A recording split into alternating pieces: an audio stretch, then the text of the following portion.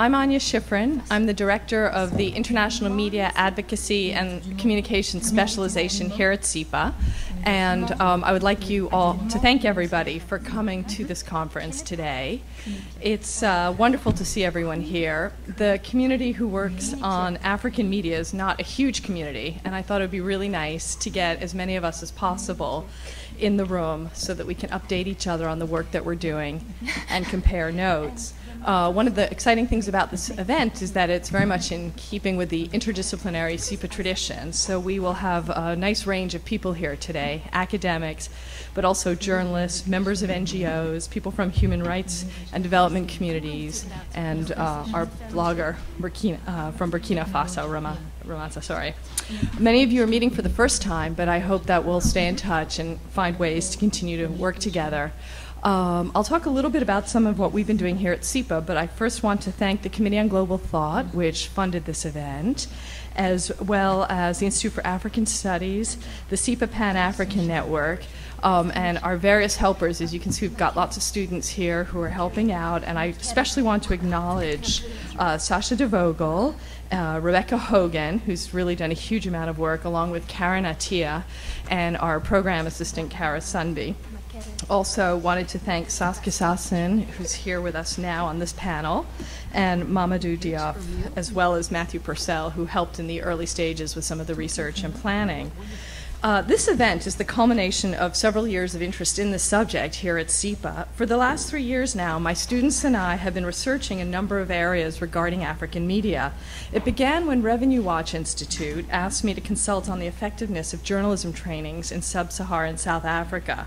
This led to about a dozen students working with me over 2 years and traveling to more than half a dozen countries to interview more than 100 journalists on the continent. We did a study for Revenue Watch, and then we were asked by the Investment Climate Facility in Africa to do an evaluation of programs run by Thomson Reuters. So we've had a good 2 years now of interviewing African journalists and finding out some of the challenges and constraints that they face as they do their job. But I'm also on the advisory board of Revenue Watch, so in a way this conference marries both of my areas of interest, which are African media and the extractive sector. We wanted to really focus on those two. This year we delved into a new area of research. We looked at social media in Africa. We began last fall working at Egypt, Zimbabwe, Nigeria, Uganda, and Kenya without knowing how timely that subject would turn out to be. Our team leader, Karen Attia, recently presented the team's findings at Oxford, and we're hoping to publish that report soon with the Reuters Institute at Oxford. Much of our work is online and has been published in various academic journals and presented at conferences, most recently at the World Journalism Education Conference I attended at Rhodes University last summer. The idea for this first panel comes from the research done by two of our students, James Kanong and Matthew Purcell, who analyzed with our QMSS fellow Michael Berman more than 700 articles in the Ghanaian, Nigerian, and Ugandan press that covered the extractive sector. So they really delved very deeply into the subject. Those of us who are interested in the role that media plays in economic development feel that the question of how the media approaches the extractive sector is really a critical one and so far understudied. As we know, the extractive sector is driving force on the economy of the continent and an area where so many forces come into play. There's geopolitical worries about China, the inflows of money which can exacerbate problems of corruption, the questions of the environment, the governance, and also fairness. How can the money from the extractive sector be used widely to benefit everyone? This is a question that's widely discussed in so many of the countries that I travel to.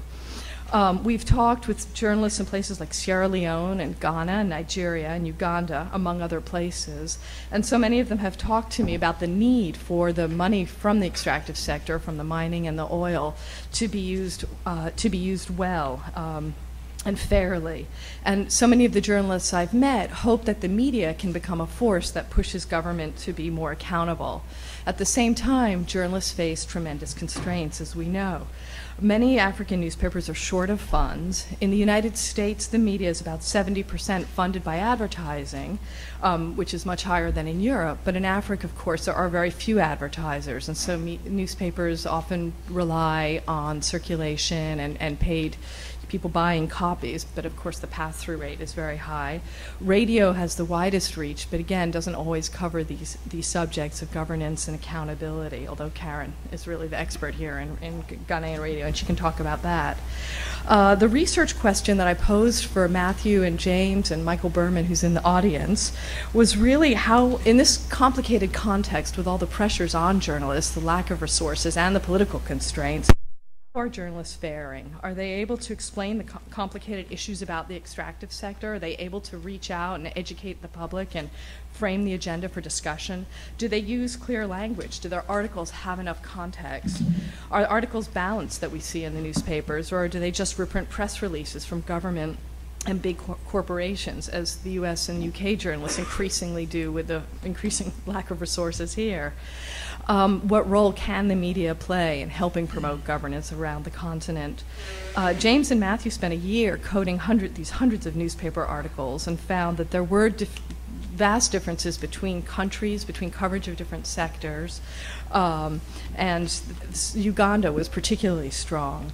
But it was clear that there's still a need for better writing and better sources and a wider range of coverage on the extractive sector. Too much of the coverage is still dominated by government and official sources, and it can be difficult for journalists to get out to oil and mining areas to see what's happening on the ground, to see the poverty or the income inequality and the environmental damage that's caused by some of the large extractive companies. We've submitted the paper to Equinovi, and we expect to see it published next year. We've been heartened by the rise of some of the bloggers and activists who are using technology to write about some of these issues. So I'm very pleased that we have Ramata Sore here, who can talk to us a bit about the blogging community, where she comes from. Angelo Izama, we just found him on the internet because of the important work that he's been doing, using freedom of information laws in Uganda to try to get the government to release documents around the contracts they're signing. Arvind Ganesan from Human Rights Watch works very closely with energy companies and has a lot of interesting things to say on the subject. And Peter Rosenblum from Columbia Law School is in the process of arriving, so we'll hear from them. Filmmaker Rachel Boynton has been closely tracking the oil business in Nigeria and Ghana for her upcoming documentary. Some of you will know her previous work on Bolivia. And we're very lucky that we have Saskia Sassen here just before she embarks on her book tour in Latin America. So Saskia, who's written numerous books and is now the director of the Committee on Global Thought, will open up the panel, and then Rachel and the other panelists will take it from there. Thank you so much for coming. Rich, will you introduce me?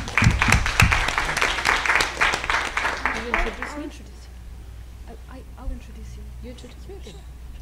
Hi, I'm Rachel Boynton, and I wanted to introduce Saskia. She is the Robert S. Lind Professor of Sociology and co-chair of the Committee on Global Thought. Recent books include Territory, Authority, Rights, a Sociology of Globalization, and a new edition of her book, The Global City, came out in 2001. She has had her books translated into 21 languages and is a regular contributor to the Huffington Post and OpenDemocracy.net. Thank you very much. Well, it's a great pleasure for me to talk here. I should say I am not a specialist on Africa, but in many ways what is happening in Africa is also part of geographies, new emergent geographies of centrality, new global transversal geographies. So I go at the question that this panel is addressing from that perspective. I sort of track, if you want, emergent transversal global geographies, and they inhabit many different regions of the world.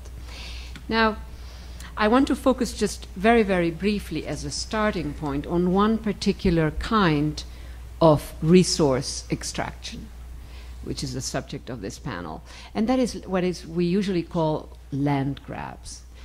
Land grabs by governments and firms in countries that are not their own is a very old history. We all remember King Leopold said, okay, let me go buy Congo, and he did. So it is very easy to say, this is an old history, nothing new is happening. I want to contest that notion. And I don't have a long time to talk. I'm just limiting myself to a few minutes. So I just want to simplify the content of my contestation. And that is that we see, when you look at the curve, if you want, of land grabs, you see a very sharp increase after 2006. 2006 is also the moment when the financial crisis is brewing.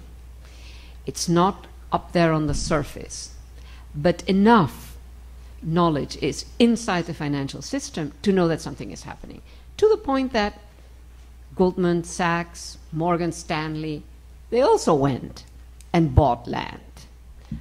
Morgan Stanley, 40,000 hectares in Ukraine. You know. Now, they were not thinking of becoming farmers, clearly. This is something else. In the case of finance, as opposed to China trying to grow palm plant, you know, in land in Zambia and in Congo, in the case of finance, it is an investment that can be used in many different ways.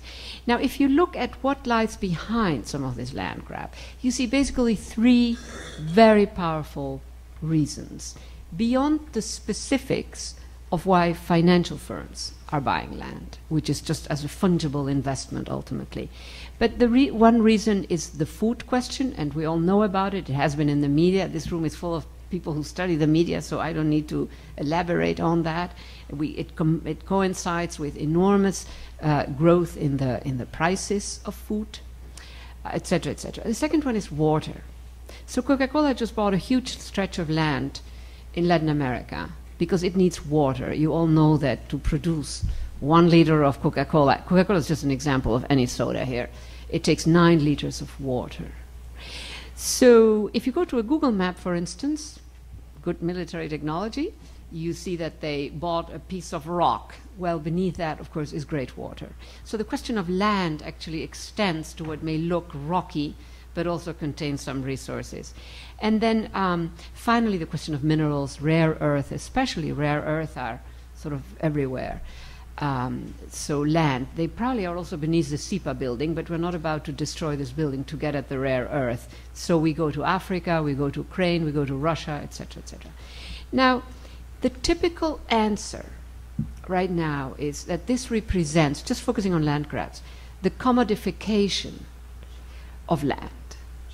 That is a very powerful explanation, and it's an explanation that is sufficiently general that you can use it for many, many different epochs. When I confront a very powerful explanation, I'm immediately uncomfortable. My question then becomes, what does this very powerful explanation obscure? The more powerful the explanation, it's the proverbial circle of light on a dark street, the more difficult it is to see what it obscures. So while I do not deny that we are seeing a process of commodification in all of this land acquisition, my question really is, are there also other emergent trends? And here I think that there are at least 2 other things happening. They are emergent, they are partly not recognized, they are not formalized, but they are there. And I think that Africa is an acute instance of these 2 emergent trends. Now, one of them is what I could describe sort of for shorthand, the emergence, the making actually, not the emergence, the making of new jurisdictions. When China buys, and this is not to whatever, hit on China, this is just, China is one of the big buyers of land. I use it as an example because it's quite dramatic, but there are many other countries, Sweden, South Korea, all kinds of countries are buying land in Africa. So when China, so back to the example that is China, when China buys 2.8 million hectares in Congo to grow palm for biofuels, that's a very particular mode of transforming, let's call it for drama a bit, sovereign territory into land. Because a plantation means that you evict everything that is there, the fauna, the flora, whole villages, and whole sort of smallholder agriculture zones.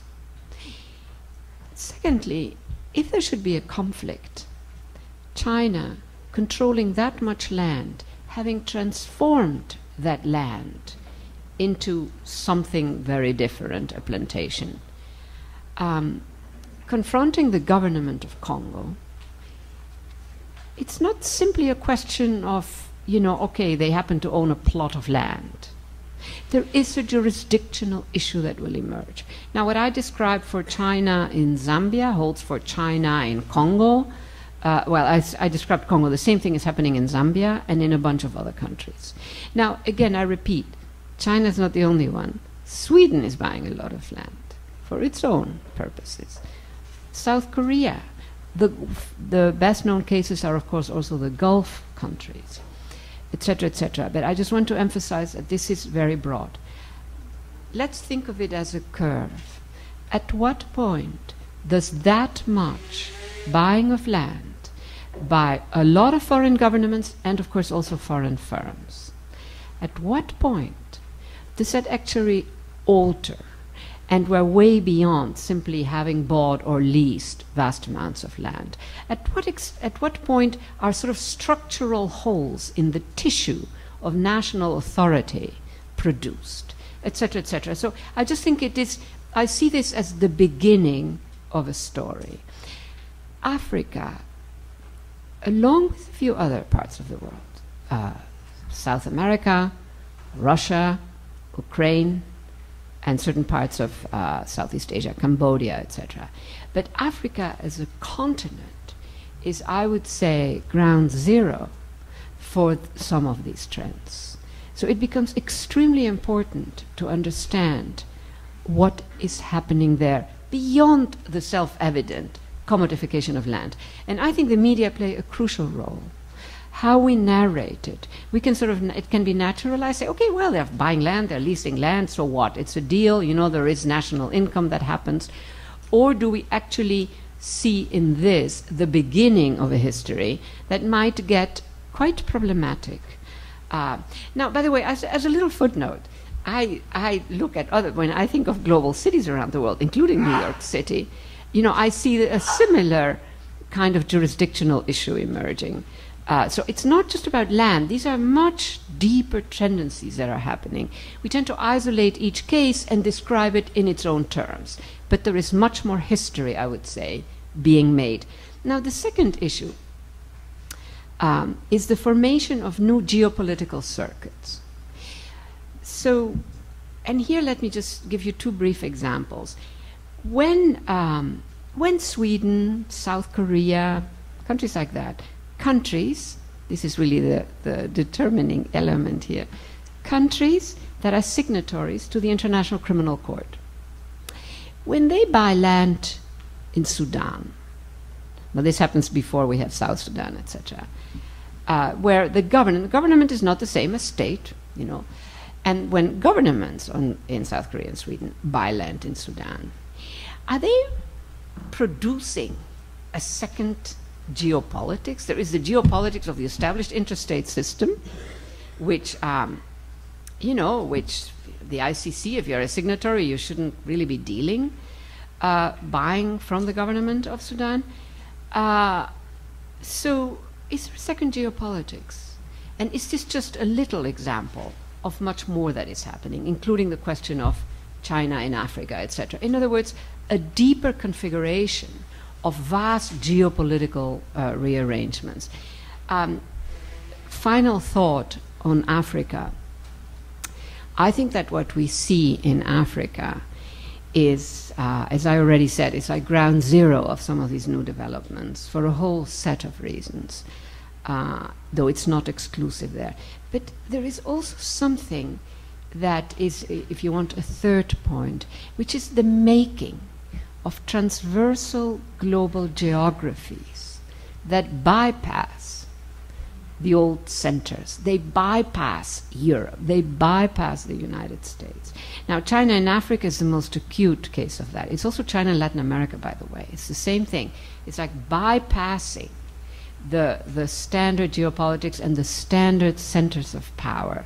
Same thing, the connections that Brazil is developing with South Africa, especially Sao Paulo and Joburg, or Sao Paulo and Mumbai. We see the making of a whole series of transversal global geographies that are creating, they are contributing to the multipolar world, but it's a multipolar world that is well beyond this notion that, we had the United States as dominant power, now we have China as dominant power, that is still very much focused, a way of looking at matters that comes from this perspective of the Eurocentric, if you want, the North Atlantic as the center of power. Mind you, that remains as a very significant. But, there is, behind the question of resource grab, resource extraction, there are these deeper histories that are in the making. And I think that the continent that is Africa makes this visible in a way.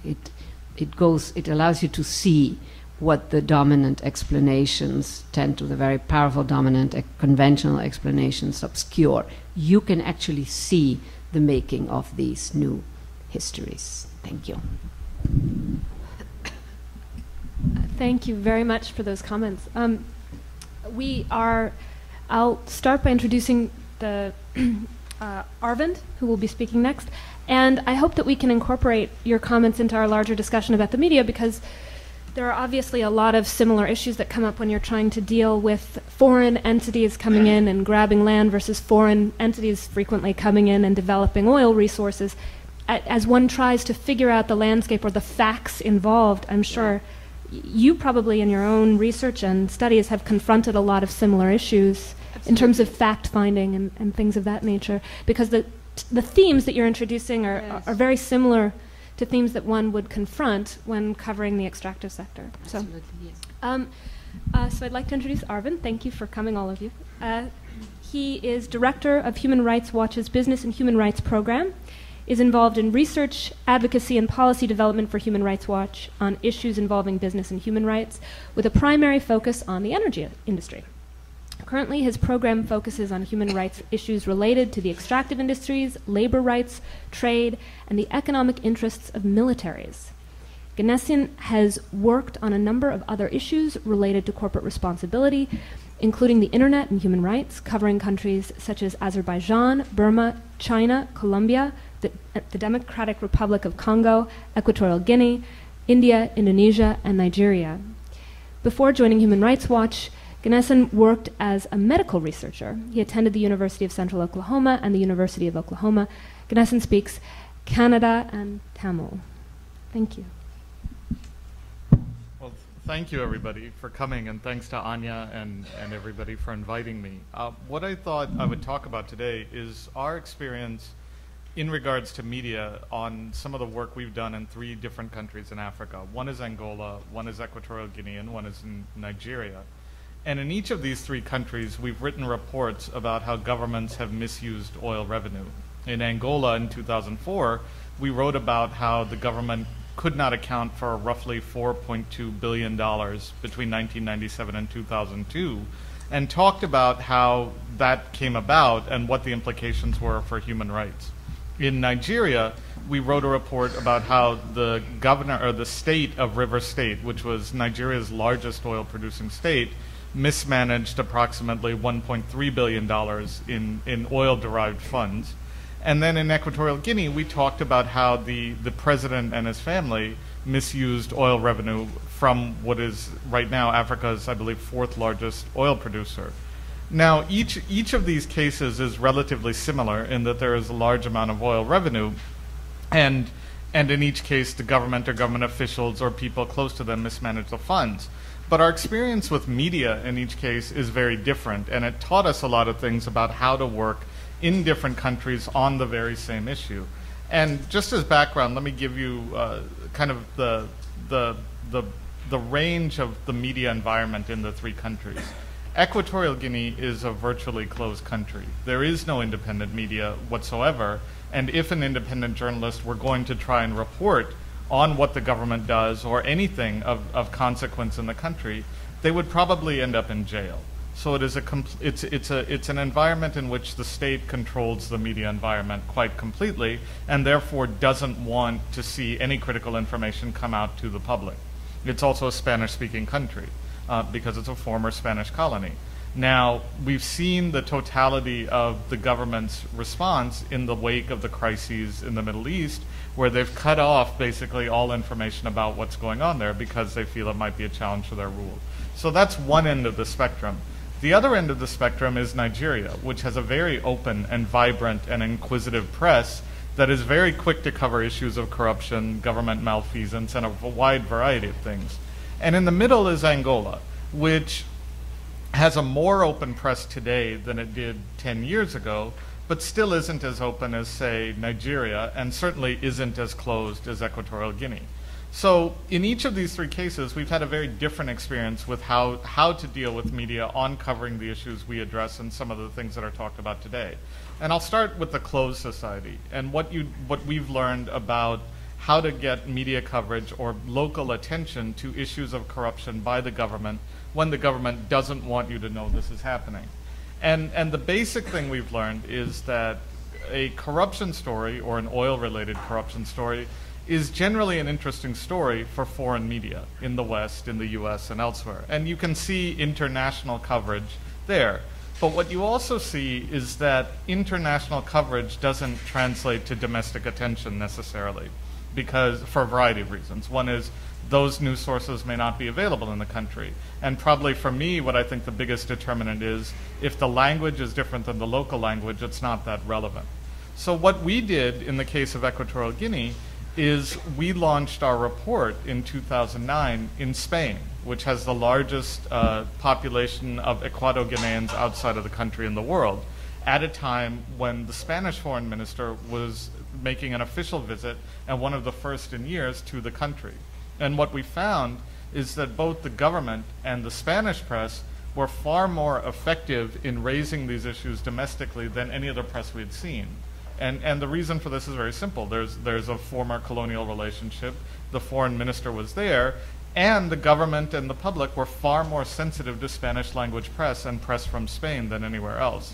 So in a closed country, and this is an experience other people have had at Human Rights Watch, there are opportunities to get local coverage, but in a very unique set of circumstances, because for the most part, you won't get a lot of local coverage. What you will get is, say, a release of the report and an official government response or an official condemnation, and maybe that will be republished in local media, but there's no way to get a kind of objective or comprehensive view of the story in a country like that. However, we also found that when you have the opportunity to take advantage of a foreign press that's relevant to the government, it can cause a lot of problems. It forced the president to have to answer these questions at a press conference because the Spanish foreign minister can't travel abroad and not have a press conference. So there are limited ways to do it in a very close country, but I think overall it's actually quite difficult. And as a result, in thinking about advocacy in a country like Equatorial Guinea, we almost always have to think about international pressure to influence domestic events as opposed to building a domestic constituency to influence the government. And that's just the reality of a closed society. So that's one element. In Angola, we saw something very different. When we first started working in Angola in about 2000, 1999-2000, Angola was still in the midst of civil war. So media was tightly controlled, and there wasn't really a culture of an independent press at that point in time. Most of the media was state-owned media. And that correlated quite highly to how we could get issues about oil revenue and natural resources out in the public domain. You couldn't get press coverage domestically. You could get some international coverage, but almost nothing domestically. You couldn't even hold a seminar like this without people feeling nervous about attending it. And we actually did it one year at the Natural History Museum in about 1999-2000, when we gave a seminar on what was happening with Angola's oil revenue and the fact that the IMF was about to conduct a study to determine how much of that money goes to the central bank. And we found nobody would cover it, first of all, including semi-independent media like Catholic radio, for example. They wouldn't cover it at all. And we found that people in the audience were very afraid to even ask questions in that context. But then you fast forward to the end of the war, which ended in about 2002, and then the period from 2002 to 2004, when you saw a growing independent media coming, And you saw that the war was no longer an impediment to the way people covered news, and there was much more space to cover domestic events in a different way. So there was an independent press of sorts, but it was still a politicized press. And now you started seeing several things happening. One is the independent or semi-independent press was much more willing to cover corruption scandals or issues related to this. Maybe not precisely in the way that a Human Rights Watch or other group would present it, but they would start covering it. So there was more domestic debate about these issues because the oil wealth was very visible at that point in time. The war had ended and things like that. The second thing we learned, and we learned this in 2004, and we learned from other colleagues that this was a very Soviet way of covering news, is that you could tell there was dissident within the state-owned press itself. So when we released our report in 2004, it made the front page of the government newspaper. But it didn't make the front page by saying Human Rights Watch accuses government of mismanaging $4.2 billion. It was a very Soviet thing. The reporter said, government denies Human Rights Watch allegations that $4.2 billion was mismanaged. So they could say it from the government perspective. So you saw this openness occurring. And then I would fast forward to 2009, 2010. And there was another big significant jump and change in the way press works in Angola. And two factors came into play. The first is the introduction of mobile broadband in the country, which made internet access far more available to everybody there, which gave people far more sources of news which they could draw upon. And that was a huge change, because from about 1999 to 2006, 2007, it was very difficult to get internet access in the country. And that alone changed people's ability to draw upon news. The second issue is, and something we're seeing now, and we don't know the full effects of, was privatization of media. So one of the things that was happening in 2008, 2009 is that people close to the government were now forming media conglomerates. And what they were doing is they were taking some of the best journalists from formerly state-run media or other independent press that weren't financially as strong and co-opting them into their media conglomerates.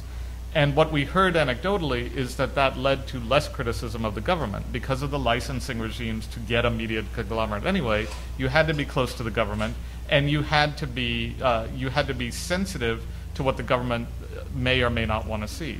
So people started talking about kind of a self-censorship regime even as media became more independent. And I saw a little bit of that, but I don't actually know what the full effect of that.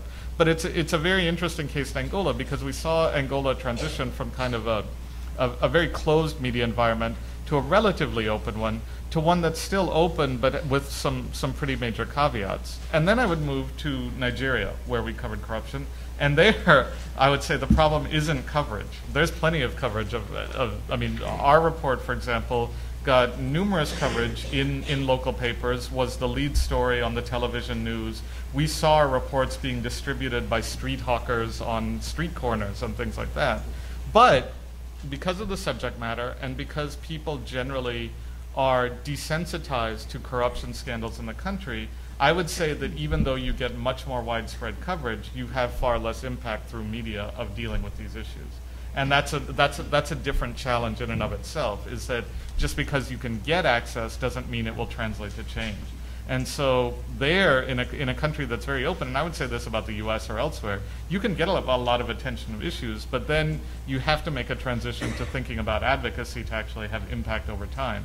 Because there is some phase where people become just desensitized to the issue and don't necessarily follow up. It's a novel issue at the time, and corruption stories typically are attention-getting, but it doesn't necessarily translate to change. And so I'll stop there because there are other speakers here, but I just wanted to give a flavor of kind of the three types of environment we've worked in and the experience we've had in dealing with this type of reporting and this kind of advocacy.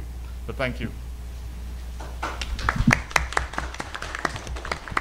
I've spent a lot of time in Nigeria, and it's interesting to hear you talk about that, because it's also a place where the public mindset or thought is not respected by the leadership at all. So media, changing public thought wouldn't necessarily have an impact on the government, because people can say whatever they want, and the government doesn't feel beholden or, yeah. Okay, so the next speaker is Peter Rosenblum. He is the clinical professor of human rights and the director of the law school's Human Rights Institute. Professor Rosenblum has had a wide range of experience outside academia. He was a human rights officer with the Geneva-based precursor to the Office of the UN High Commissioner for Human Rights, a program director of the International Human Rights Law Group, and a researcher for both Human Rights Watch and the Lawyers Committee for Human Rights. Through these postings, he has served in more than a dozen countries, though he continues to maintain a strong interest in Africa, particularly the Democratic Republic of Congo. His work in that nation has given him a unique perspective on a country that is often held up as a failure of diplomatic and humanitarian efforts. I always like to keep a hand in working in the Congo because I figure if anything will go wrong anywhere in the world, it will go wrong there. That's always a good thing to have as have ready as you think about the rest of the world where things might actually go better. Thanks very much for inviting me here, and it's a pleasure to follow Arvind. The 3 reports that he referred to by Human Rights Watch I think are really models for the kind of work that international organizations can do when they break through a logjam. They show that you can do something. People talked about the levels of corruption in Angola. When that report came out, very few people believed that you could have that kind of concrete detail. The report chopped fine on Nigeria. It created an industry. It showed Nigerians, Nigerian journalists, Nigerian NGOs, and others that actually you could track local budgets in Nigeria and you could do something in following the money.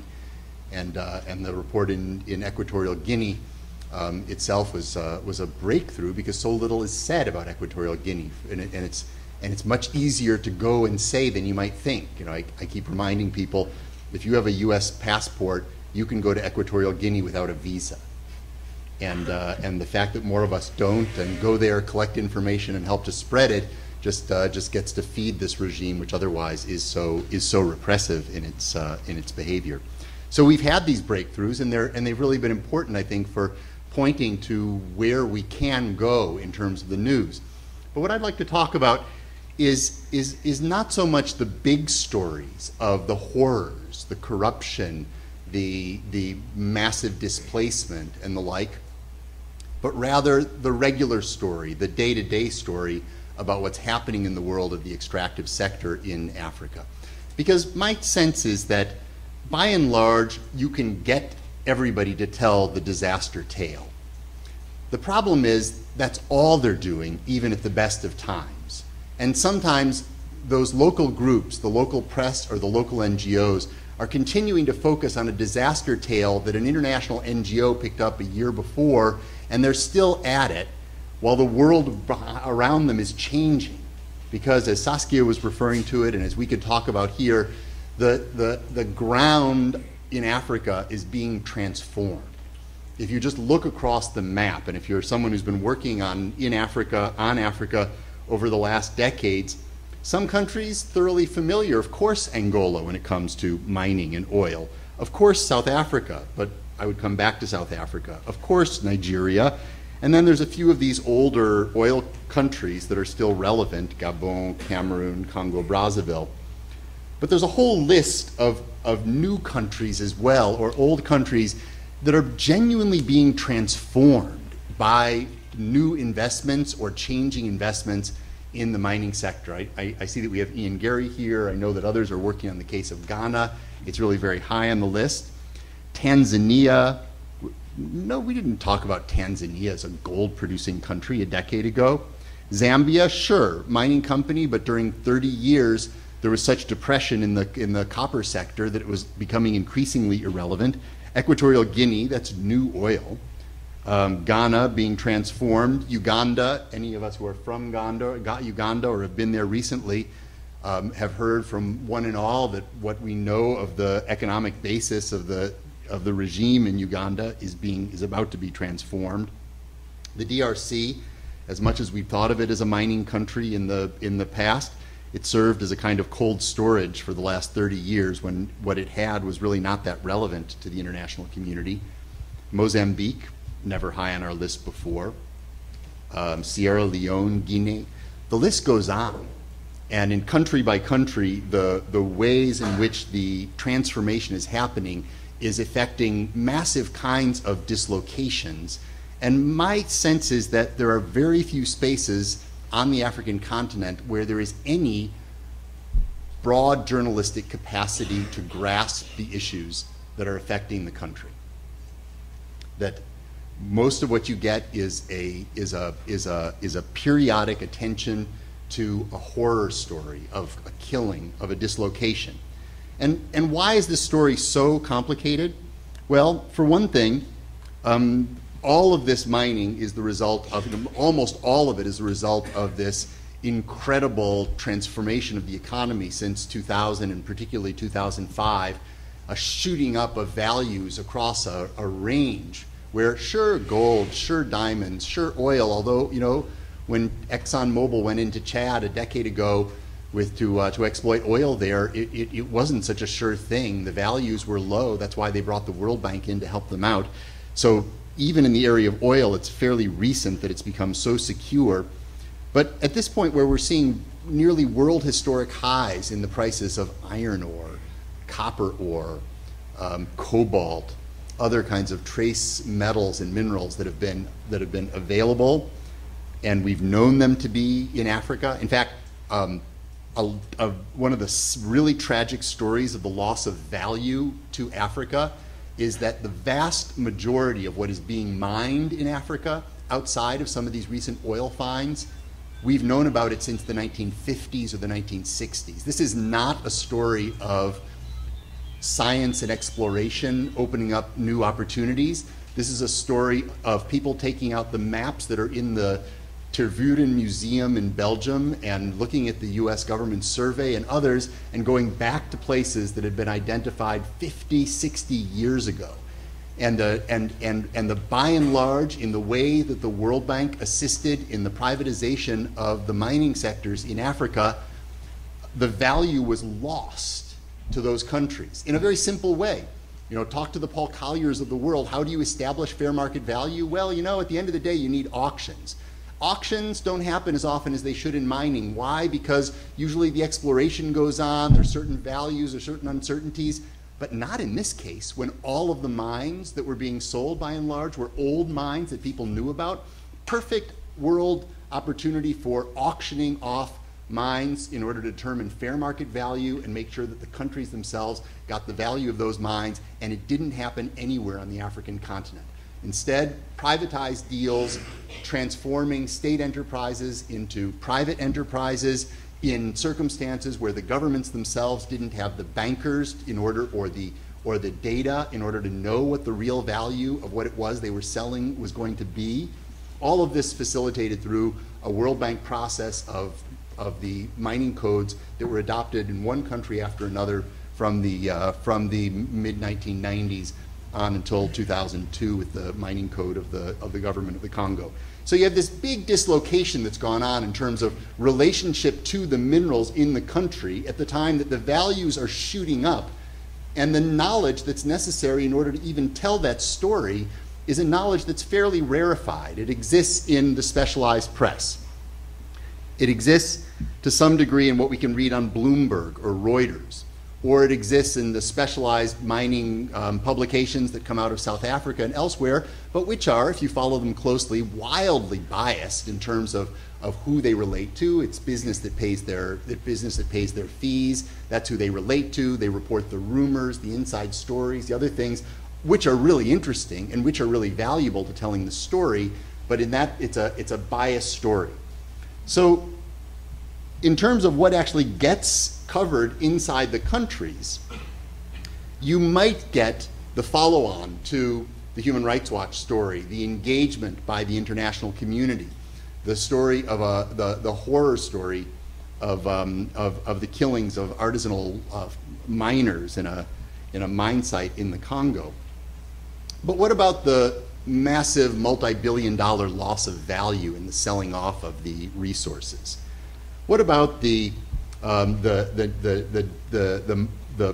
economics of the contract, of the deal that was concluded? You know, most of these countries, as they negotiated their deals, didn't have models, financial models in front of them where they could adjust the numbers. They probably didn't have financial models at all, but they certainly didn't have them with the equations that would allow them to say, okay, well, if we change the royalty rate this way, here's what we get. We want a school there. This is what it would mean. Here are the things that would happen. There's very few stories in Africa of where any kind of sophisticated negotiating went on in the course of those contracts.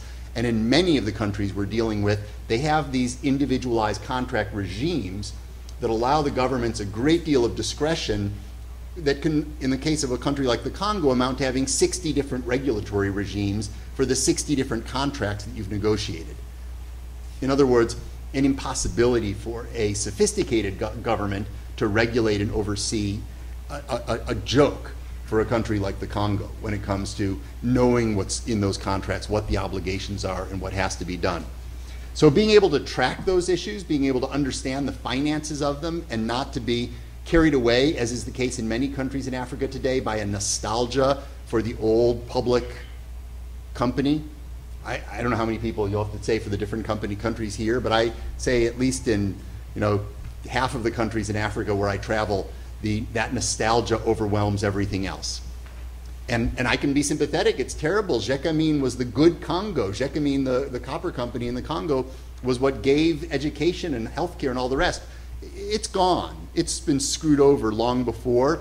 We can keep focusing on that, which is what the press does. But meanwhile, the owners of Gécamine and the government of the Congo and the private mining companies have made their deals and they're walking away with them, and nobody is doing a sophisticated study. In the specific case of the Congo, the World Bank, after ups and downs over the last several years, where initially there was supposed to be a review of all the contracts, the government of the Congo distorted it, the big mining companies did nothing to make it happen. The World Bank pulled away, the World Bank came back. The World Bank said at the end of the day, okay, we'll work with you. Here are the conditions for re-engaging in a big project on mining governance in the Congo. One of those conditions, full disclosure of all of the contracts. Congo says, okay, great.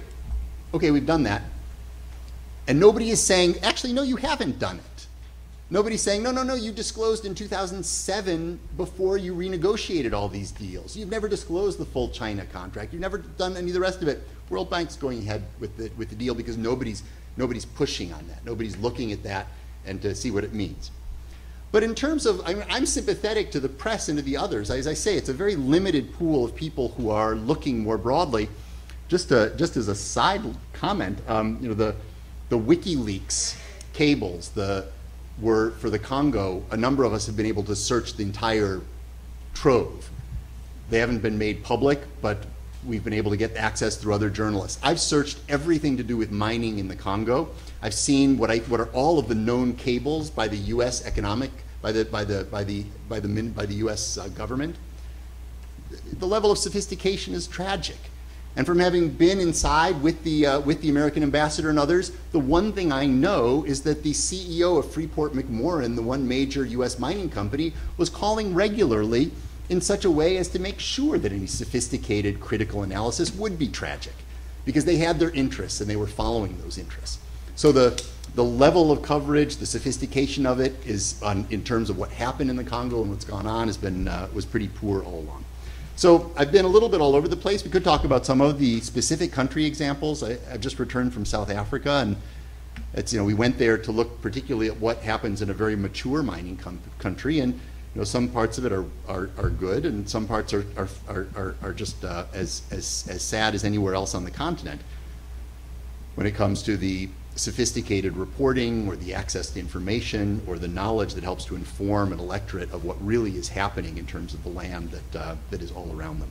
But my major message is a message that the sophistication that's necessary in order to cover the mining world at this point and the transformations going on is sorely lacking. It's not just individual African newspapers and press, it's a broader phenomenon, but it's one that we shouldn't lose sight of. Thank you. Our next speaker is Ramata Sore. She is a blogger from Burkina Faso who is currently a Fulbright scholar at Quinnipiac thank you, University in Connecticut. In 2008 and 2009, she was a fellow at the Reuters Institute for the Study of Journalism at Oxford University in the United Kingdom. She also holds a university degree in multimedia communication from both Ouagadougou University and Mons University in France. She's been working as a journalist for L'Événement, a bi-monthly newspaper in Burkina Faso since 2001. She is a fan of multimedia and information communication technology issues. Currently, and since 2005, she's been running 2 blogs. I won't cite them here, but I'm sure they're in your program. The second one gathers features and investigation pieces concerning Burkina Faso and the other parts of the African continent. Right now, she is working on a hyper-local platform she hopes will be used as an interactive tool among communities in Burkina Faso. Thank you for coming. Thank you, Rachel. Good afternoon, everybody. Thank you for having me. My talk is about blogs. Sorry.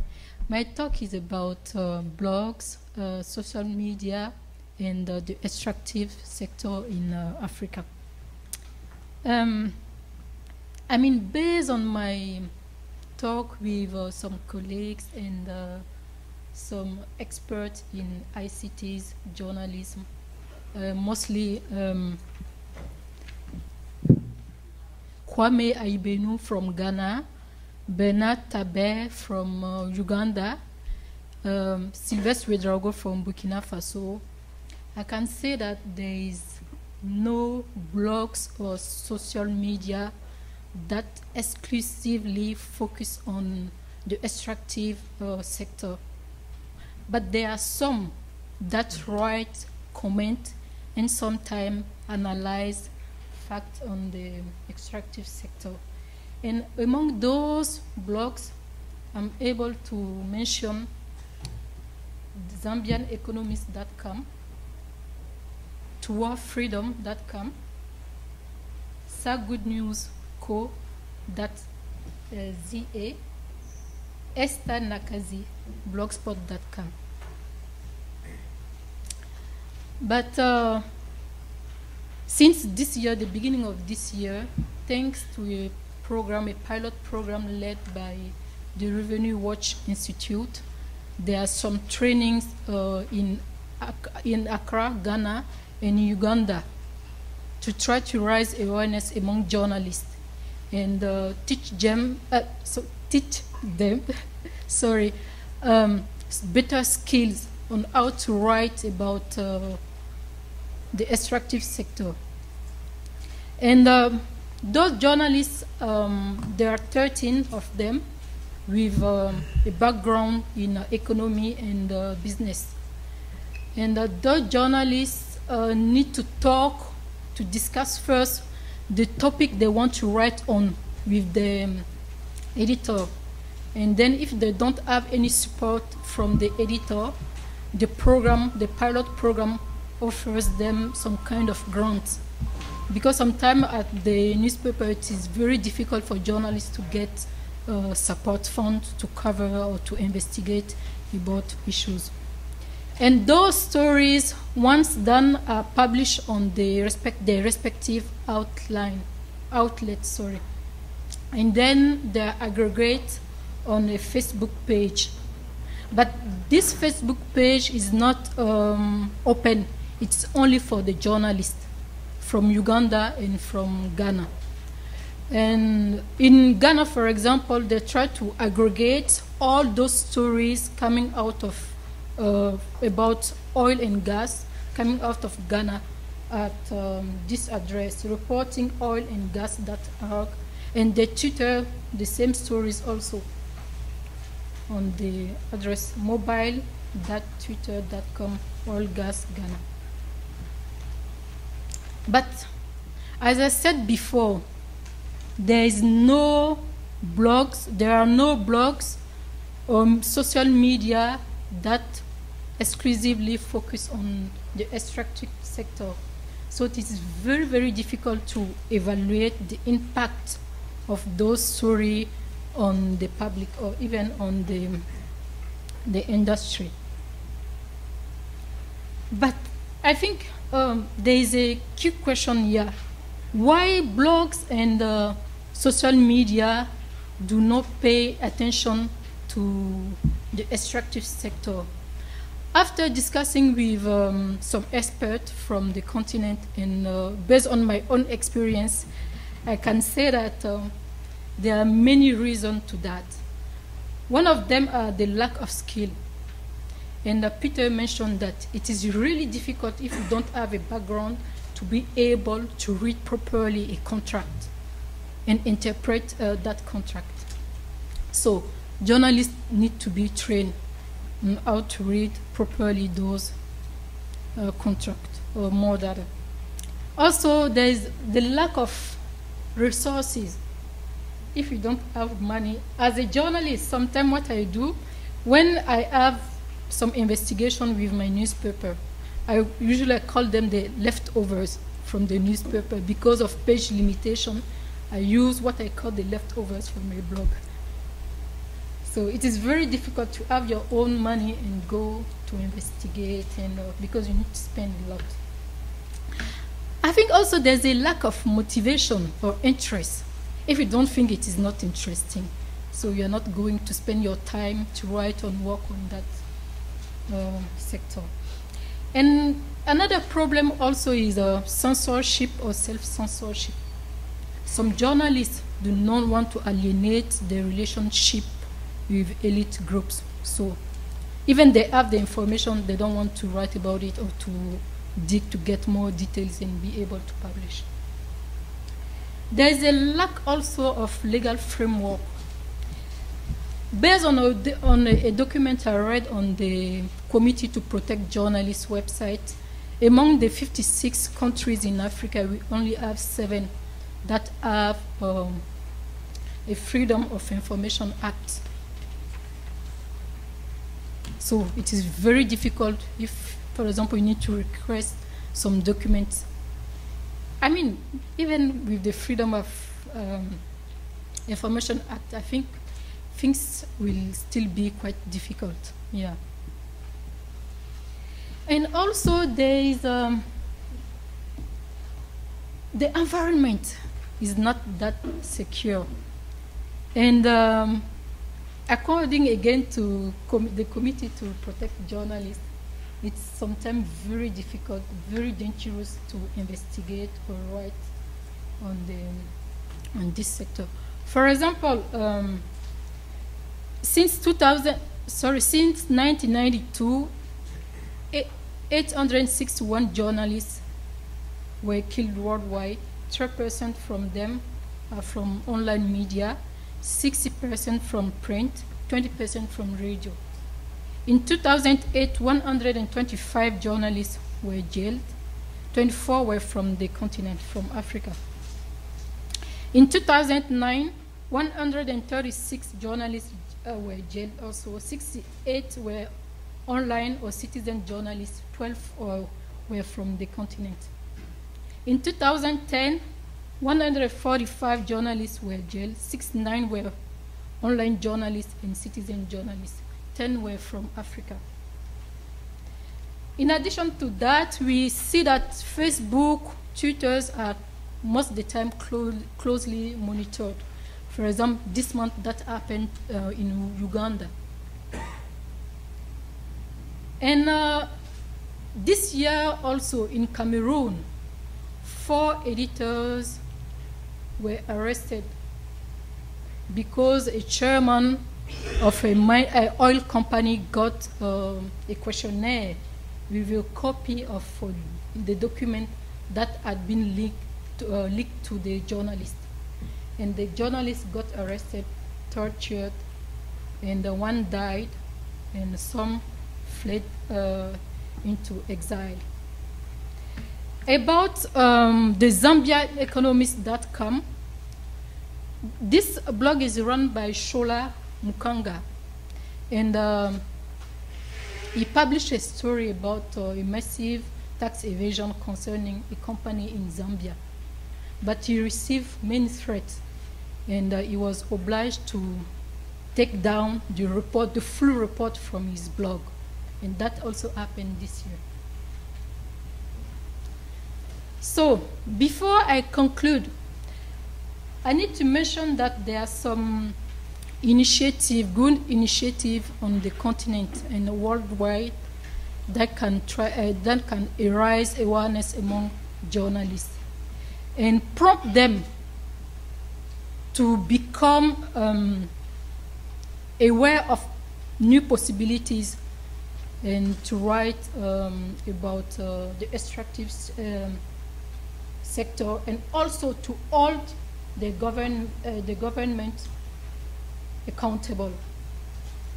And to conclude, I will say that thanks to those initiatives, the one by the Revenue Watch Institute in Ghana and Uganda, and the initiative also from those institutes I just mentioned, the Revenue Watch Institute, the Extractive Industry Transparency Initiative, Publish What You Pay, Transparency International, more and more journalists will get specialized in the extractive sector and write more stories or maybe more blogs. Thank you.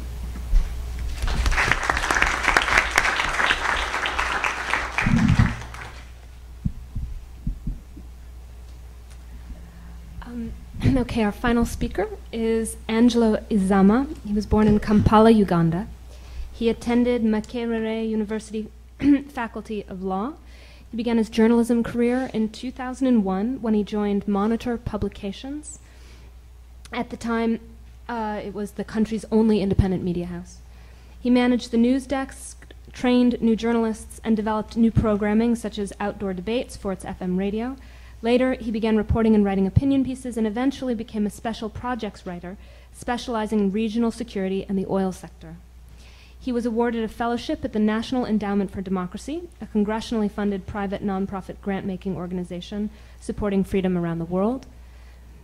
He founded a journalism think tank and is currently a plaintiff in a landmark case seeking, under Freedom of Information laws, access to wealth-sharing agreements from Uganda's newly discovered oil fields. Thank you for joining us. Of course. Thank you and good afternoon.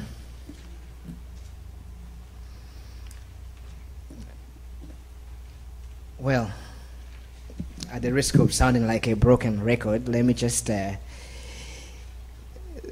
make this talk about two things. First of all, the problem of journalism in Africa as opposed to journalism on Africa is that we struggle with presenting a point of view. In fact, today here we honor someone like Tim Harrington, who died in Libya. If you watched his documentary on Liberia, it really captures a certain point of view. I read something about it recently, that we Africans could recognize in that documentary as much as people outside of Africa could. Of course, the standing criticism of journalism on Africa is that it has become, a hostage to dogma, to so-called canned and cookie-cutter views on the continent. I find this the most frustrating thing, especially since often when we talk about Africa and its prospects, we want to place that within a global context. If we are held hostage to that context, it becomes almost suffocating to present what I call local point of view. And in Uganda, we tried to create a new kind of journalist. At the Monitor, most of us turned into activists half the time. We tried to convince Makerere University to reprogram its curriculum, essentially to be able to present our point of view. Because once in a while you have the odd foreign correspondent who manages to capture something unique. Here in this city, those who have passed through Uganda, like Andrew Rice has written a book, Jason Stans just done a book on Congo, and my friends think is a good book. Glenna Gordon, whose alma mater actually is Colombia here, is traipsing around the continent. But this unchanging and dogmatic space still holds down, our ability to present any nuanced point of view. Now, in the extractive sector, these challenges still abound. My real interest, of course, is I study regional peace and security in Uganda, and I approach it from a Ugandan point of view. So, for the avoidance of doubt, if there is a Ugandan in the audience here, essentially my approach to what is good for Uganda is, we want a Uganda that is a strong and progressive country within a strong East African Federation, which is a political entity that we belong to, and perhaps in the next 15 years, that federation grows to include not the whole of Congo, just the East, and Southern Sudan, which, as you know, we have a long history with, and now has become an independent country. That is the political framework within which I report on what is good for Uganda. And within that sort of narrow framework, I report the oil sector and what happens to it. Now, because the oil sector and other things interact, with the international system, I just want to say two things before I talk about the case that we filed in 2007 under Uganda's Freedom of Information Act. One is that I think Africa has been overexposed, not underexposed, in the international system. We just get the wrong kind of exposure. Recently, I've been trying to convince some of my friends who work within the AU and within the ESC and others to dial down Africa's international exposure. We have gone back to debating, you can imagine, in this day and age, we have gone back to debating almost in a revisionist way, especially with what's happened to Libya and French exercise in Ivory Coast and other parts of the world. We've gone back to re-evaluating this whole issue of neo-colonialism, a debate that I thought that in this 21st century, wouldn't have to go back to.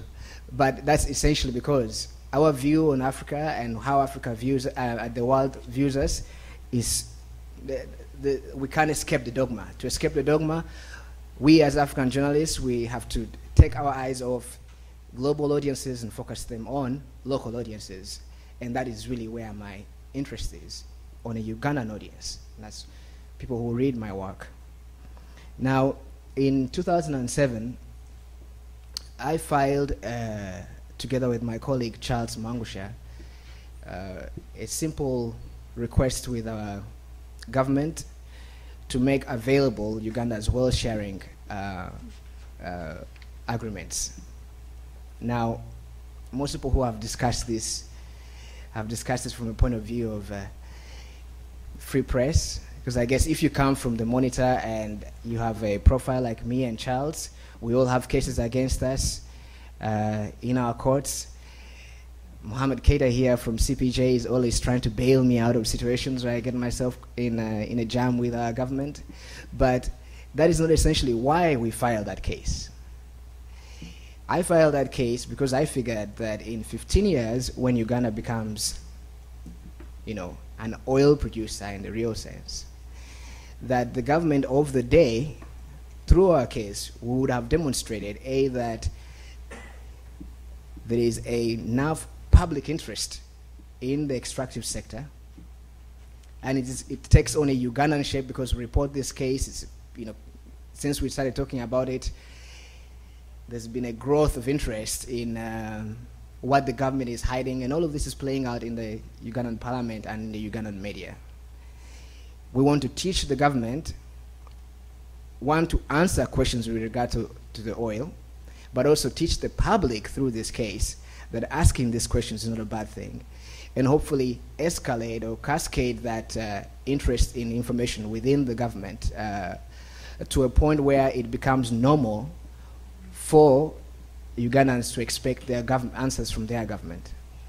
But I come from a human security point of view, and I call that my retirement plan, because I figured that in 15 years, if the government is facing a suspicious public, based upon our history, which we're well aware of, and considering the region that we operate in, that there will be forms of political organization that will, of course, turn oil into a curse. So we are heading it off by ensuring that in some way we contribute to, if you like, a more open society, in the belief that this open society is also a safer society. So when Angela Izama retires in 15 years, I can drive to my home, which is by the border with Sudan, and not feel that I'm living in a country that is about to implode because I failed to do something 15 years before to make the government more trustworthy within the eyes of the Ugandan public. And that is essentially what that case is about. Now, it may not be a conventional way of ferreting out information within the government's sphere. I actually could have stolen those documents, which I have in the past done. I could have used well, we know our government very well. I mean, we could have done this in the conventional way that, you know, then gets you into trouble. But we chose to go through a judicial process to test the judiciary, put the issue on the shelf in a way that is sustainable with the Ugandan public, and create a buzz around the issue such that we exhaust our suspicions and head off potential conflict. So that's basically our story, and I'm happy to take any questions about what we are doing in Uganda. I have not talked about the industry, which I started covering in detail in 2004. I profiled the oil industry for the Monitor, and some of our think tank work, hopefully in the next year or so, will be to try and build a history to Uganda's extractive sector, and try and explain that history within the context of Uganda and the region. Thank you very much.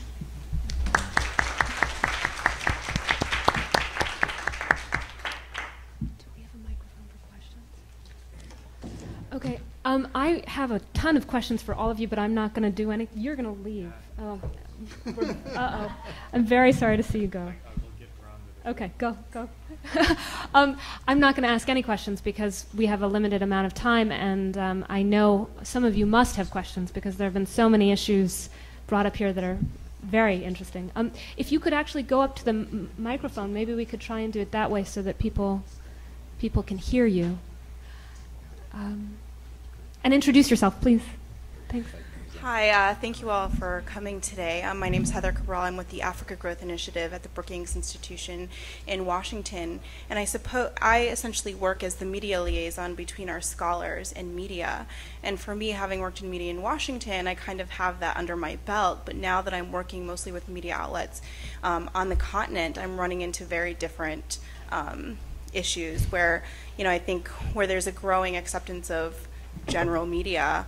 I'm wondering if anybody has thoughts or suggestions or ideas on, especially in countries where there's a lot of filtering of what is actually put out in the media.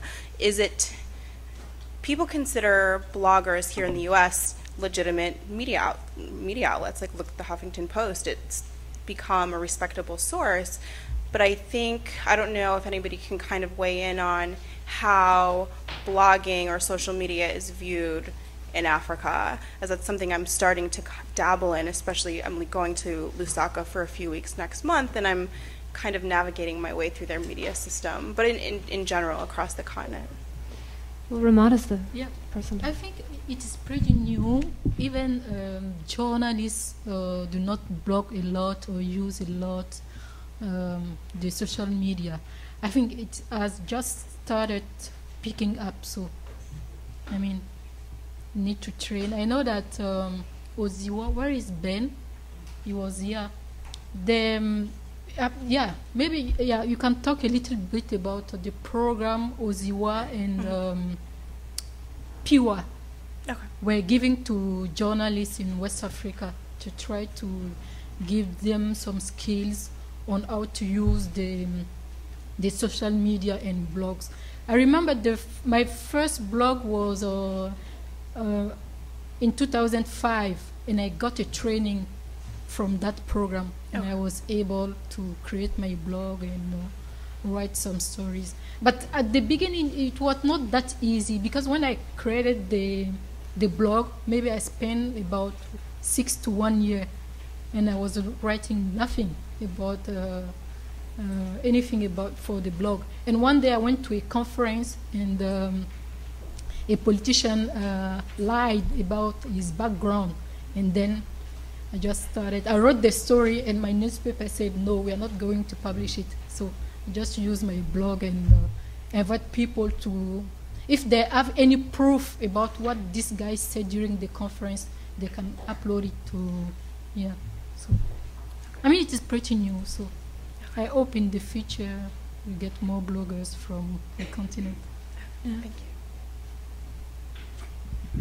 Hello, my name is Jacqueline Spann. I'm the president of Education and Literacy Fund for Africa. I have a general question for the African journalists that I have been confronted with and wondered myself for a very long time, and that is, why is it that we have very capable African journalists that never challenge the awful remarks made about Africa, the lies about Africa? They always, you know, the press, the Western press, the European press, only show the horror stories about Africa. You understand what I'm saying? And there is a large, very large pool of journalists that are Africans, very capable journalists, I will say. I don't understand why they have not unified to correct all of the disparaging remarks and the lies on the continent and their countries.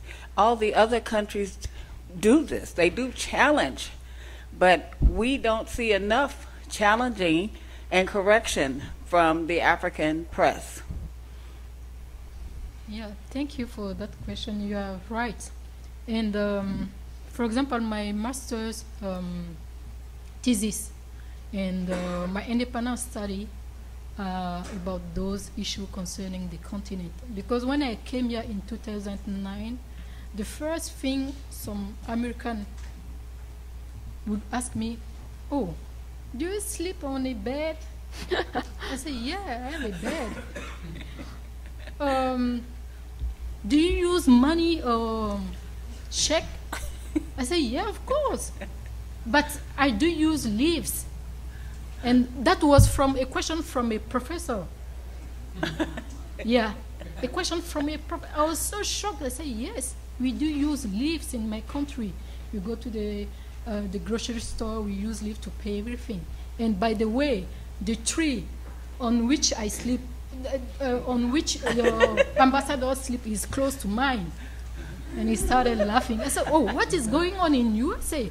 And when the World Cup started, also it is the same thing. South Africa is a violent country, but with no data to back up what they were saying. I said, oh, I think, because I wanted to write my thesis on the investigative online, I mean, the internet and investigative journalists in my country, in Burkina Faso. I said, oh, I'm going to change my mind. Now, how South African media and American media view South Africa during the World Cup. So I went to South Africa during the World Cup, and I've talked to many journalists from around the world. And when I came back here, I've talked to some experts from NUI, from Connecticut, and right now I'm editing my documentary. That is for my documentary. But I was able also to read some very good books. One by Philip Cartin. I didn't know that the stereotype about Africa and African didn't start now, back in the past, long time ago. And I was so shocked, you know, to discover, to read some, I mean, very bad thing about Africans. They are savage. So, I mean, it's because of that, maybe this guy asked me if I have a bed or I use money. They continue to think that. But I want to stress that you are right. Very few people from the continent, try to address these issues. Yeah, to address the issue, and even, to depict the good image from the continent. I think there are many good things from our continent. When I say that, people say, no, we see famine, war. I say, no, it is not true. Saskia mentioned why China is buying land in Africa. But this is all you see. And it is not true. But the problem.